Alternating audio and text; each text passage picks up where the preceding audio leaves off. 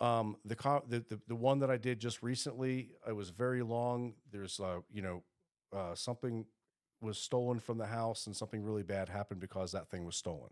And the people that I talked to are, they're later in life. They're not old, but definitely past middle age. And it was family members and other people that they trusted that allowed this thing to be stolen. And this couple was in crisis. They'd admitted recently that, even their living situation with each other now has kind of changed for the worst, like the circumstances, this, what you call the bedroom might be different, and it's all based off of all this happening. And the big question that we asked at the very beginning was, are either of you two, because there's issues right now that might be happening in the court system that has nothing to do with them, but has things to do with the fact that their stuff was stolen. Let's just say that, right? They're victims of things being stolen. There are consequences to people that some of these people care about. And then the person that mostly affects them, that they deal with the most, tends to be your biggest resource when you start to do this work. And if you actually want to get the best results, I've noticed that if you can include the family, the more you can include the family with at least the understanding of where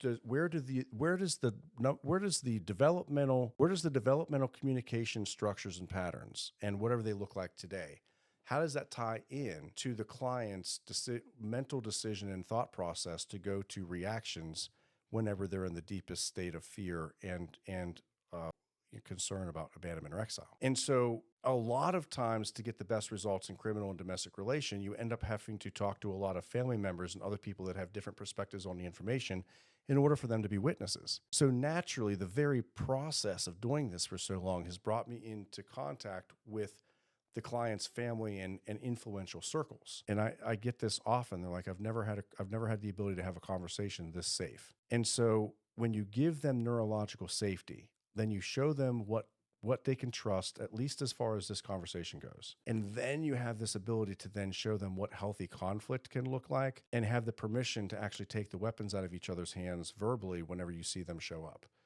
So I guess the question becomes whether or not you can feel comfortable that you can get the client or the people that you're interacting with to a place of neurological safety. That requires a bunch of things. That requires their buy-in.